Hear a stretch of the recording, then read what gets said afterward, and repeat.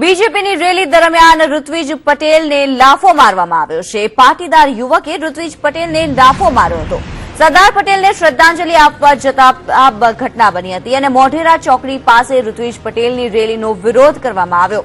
પાટીદાર યુવાને ઋત્વિજ પટેલનો વિરોધ કર્યો હતો। યુવા મોરચા દ્વારા ઋત્વિજ પટેલના કાર્યક્રમનું આયોજન કરવામાં આવ્યું હતું।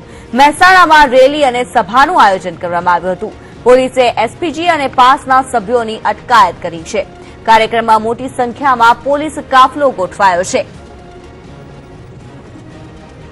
તો યુવા મોરચા દ્વારા ઋત્વિજ પટેલના કાર્યક્રમનું આયોજન કરવામાં આવ્યું હતું અને ત્યાં પાસના એક સભ્ય દ્વારા ઋત્વિજ પટેલને લાફો મારવાની ઘટના બની છે।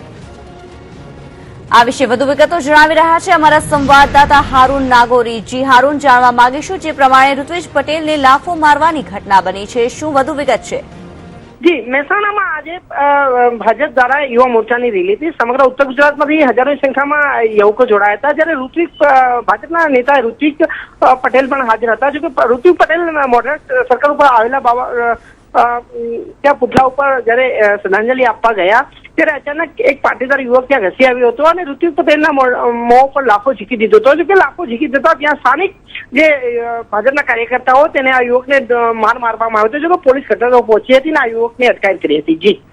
જી હારૂન, આ એસપીજીના જે યુવકે ઋત્વિજ પટેલને લાફો માર્યો છે તેના વિરુદ્ધ પોલીસ શું કાર્યવાહી કરી છે? જી, યુવકને અટકાયત કરી લીધી છે। યુવકને જેવો લાફો મારો ત્યાં હાજર જે બીજેપીના કાર્યકર્તાઓ તેને યુવકને માર મારવામાં આવ્યો હતો। તો માર મારતા યુવક ને તરત જ ત્યાં અટકાયત કરી લીધી હતી અને પોલીસ તેને ત્યાંની કોર્ડન કરી અને પોલીસ સ્ટેશન લઈ ગઈ હતી। જી હારૂન, જાણવા માંગીશું અગાઉ સુરતમાં પણ ઋત્વિજ પટેલને આવી જ રીતે લાફો મારવાની ઘટના બની હતી અને ફરી એકવાર ઋત્વિજ પટેલને લાફો મારવાની ઘટના મહેસાણામાં બની છે, ત્યારે શું રિએક્શન છે ઋત્વિજ પટેલ દ્વારા? જી, ઋત્વિજ પટેલને જે પાટીદારોનો જે રોષ છે અનામત આંદોલનને લઈ અને ક્યાંક ને ક્યાંક પાટીદારોમાં રોષ જોવા મળે છે। જ્યારે યુવા નેતા ઋત્વિજ પટેલ ભાજપ તરફથી આગળ આવી છે, જેને લઈ અને કેટલાક પાટીદાર યુવાનો નારાજ છે અને નારાજગીને લઈ અને પાટીદાર યુવાનો ઋત્વિજ પર હુમલા કરી રહ્યા છે।